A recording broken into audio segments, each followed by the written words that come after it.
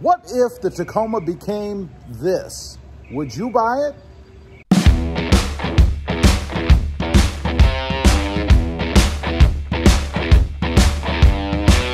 Well, good morning, everybody, and welcome back to RobMotive.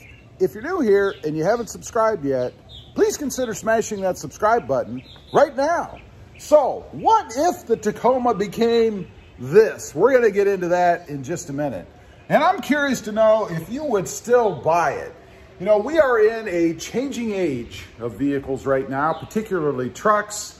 The competition has never been greater. There's always a battle going on to be number one. And then you have to meet all of the government requirements. So we've got things coming out like hybrids and turbocharged this and electric that. So what if the Toyota Tacoma made some drastic changes as well? Number one, what if it was all electric? You know, there's been rumor of that, an all electric or an electrified Toyota Tacoma. Toyota has said that they're going to have electric vehicles all across their brand coming up in the future. So you know it's coming to the Tacoma as well. Would you buy an all-electric Toyota Tacoma? Number two, if they smooth out the lines, make the roof a little bit bigger. You know, we have a redesign of the Tacoma coming up, right, in the next 2 or 3 years, something like that. So there are going to be big changes. But what if they changed it drastically? Smoothed it out a bit, raised the roof line, because people complain about the headroom in there, maybe widened it a little bit. What if it became more ridge line like? What if it became a Tacoma line? Would you buy it? Next up, and this is actually a good thing. So there isn't all negatives here. What if it did go all electric and the acceleration or the off the line time increased? What if it had a 0 to 60 of like, I'd pick a number, 4.6 seconds. Remember, it's all electric. You hit the accelerator, no longer a gas pedal, and it takes off. Now for me, I would really like that. I'm all about off the line power, off the line speed, acceleration. But having to give up the gas burning, the dyno sipping engine to get that, that would be a problem. I think, again, the biggest problem with all electric anything today is we just don't have the range, nor do we have the infrastructure for it. You know, you can't drive every 15, 20, 50 miles, whatever, and have an electric charging station.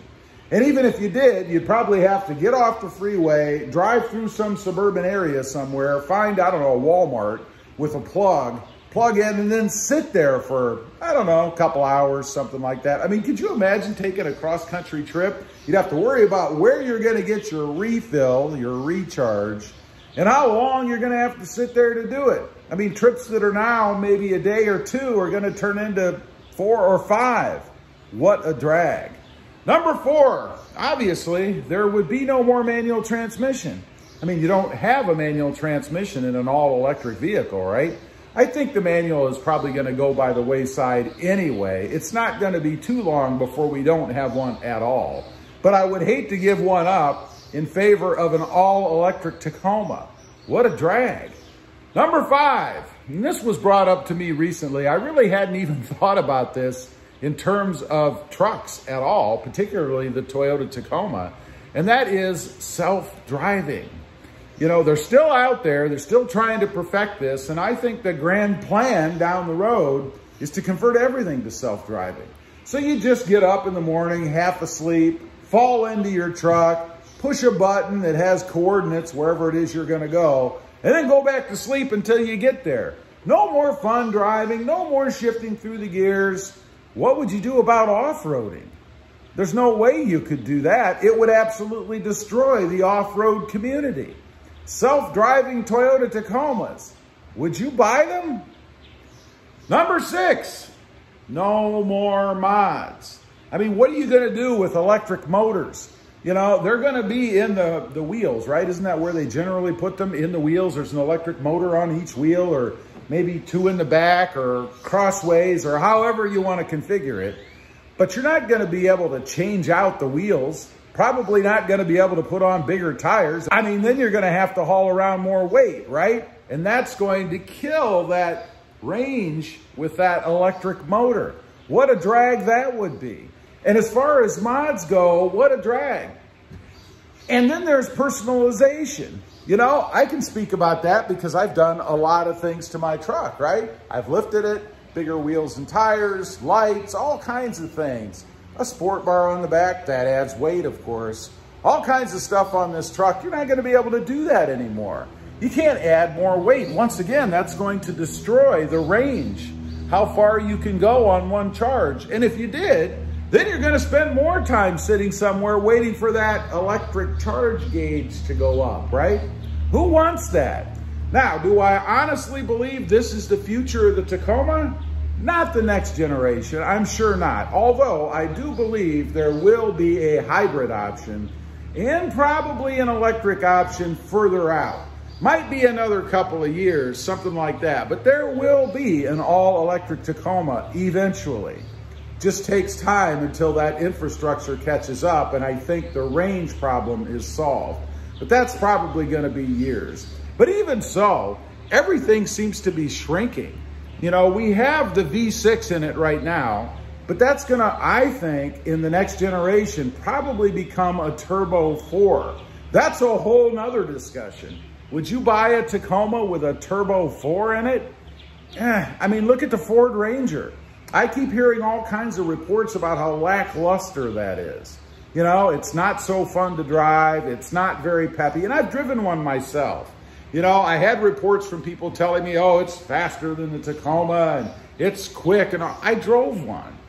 It was kind of blasé. I mean, it was decent off the line, I will admit. It did have, I think, probably better pickup than the Tacoma does. But once you got to a certain point, it just didn't do anymore. I'll give you an example. I was doing the test drive. I was riding down the road and I was at cruising speed for the area. It was probably, I think it was 30 miles an hour or something like that. And then I thought, well, I'm going to punch it. We're going to see what happens. Do you know what happened? Not much. It went, and then it slowly started to increase in speed. I mean, it was a dog. I was surprised. I expected more out of it, especially since it did feel a little bit quicker off the line. I thought there'd be some other gear it would kick out into and take off, right? It didn't. I was very underwhelmed. I've said many times, the best thing for me about the Ford Ranger was the way the doors closed, the sound that it made, kind of a sports car thud. That was really about it. So anyway, just a few things to think about, especially since we do have a redesign coming up. I don't think it's going to be as drastic as many of the things that I mentioned here, but you can bet some of those things will be included. Would you buy it? Leave a comment, let me know. Also, real quick, I do have 2 additional channels. RobMotive Tundra, all about my pursuit of the redesigned Toyota Tundra. And RobMotive JT, about my 2020 Jeep Gladiator. Check them out, and if you're interested, why not subscribe? Don't forget to click that notification bell so that you don't miss out on any upcoming videos. And do me a favor, smash that subscribe button on the way out. Thanks for watching. Stay safe out there. Bye.